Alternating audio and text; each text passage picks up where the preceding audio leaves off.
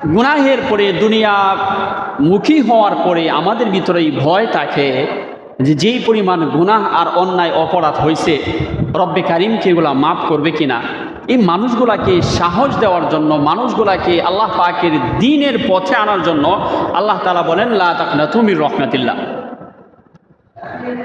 যে তুমি কখনো আমার রহমত থেকে, আমার দয়া থেকে মুখ ফিরায় নিও না।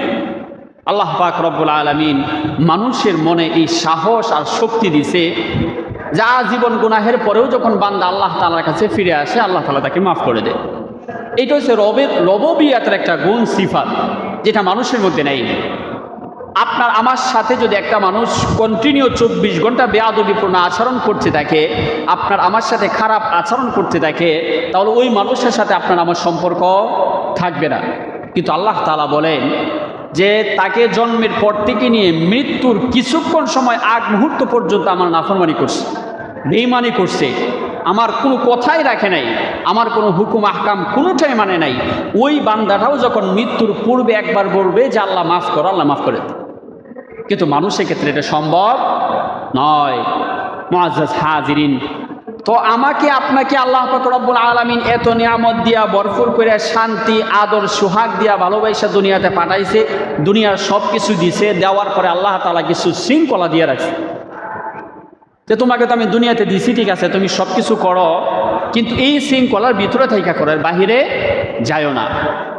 কিন্তু দেখা যাবে যে আমরা মানুষেরা শয়তানের ধোঁকায় এত বেশি পড়ি যে মানুষ কখনোই চিন্তাই করে না যে আমাকে পরকালে রবের সামনে দাঁড়াইতে হবে, পরকালে আমাকে হিসাব দেওয়া লাগবে, এই চিন্তাটা মানুষের মাথায় থাকে না। কালিমা পড়ছি, আমরা বিশ্বাস করি আমানতু বিল্লাহ, আল্লাহ এক, ওয়া মালাইকাতিহি ওয়া কুতুবিহি ওয়া রুসুলিহি, ফেরেশতা আছে, আল্লাহ তাআলা ফেরেশতা বানাইছে, আল্লাহ তাআলা কিতাব পাঠাইছে কোরআন, এবং নবী রাসূলদেরকে আল্লাহ পাক রব্বুল আলামিন পাঠাইছে। ওয়াল ইয়াউমিল আখির, এইটাও তো বিশ্বাস করি যে কিয়ামতের একটা দিবস আছে, ওই দিবসে আপনাকে আমাকে দাঁড় করায় দিবে আল্লাহ তাআলা। এটা বিশ্বাস করি না? বিশ্বাস করতে হবে না, ঈমান থাকবে না।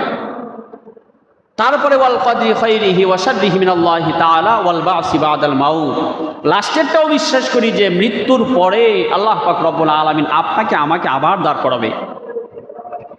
আমাকে আপনাকে দুনিয়াতে আল্লাহ তাআলা বানায় সমস্ত নিয়ামত দিয়ে ছাইড়া দিছে, আর দুনিয়াতে আপনার আমার চাহিদা অনুযায়ী জিন্দগি পরিচালনা করলাম, আল্লাহ তাআলার একটা হুকুমও মানলাম না,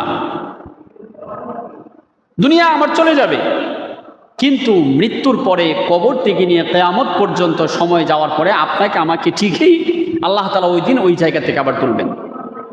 এই হিসাবটার জন্য যে আমি রব দুনিয়াতে সময় দিছি, সমস্ত কিছু যে দিলাম, আমি রবকে তুমি কতটুকু মানছিলা, এই হিসাবটা নেওয়ার জন্য ওই দিন তুলবে।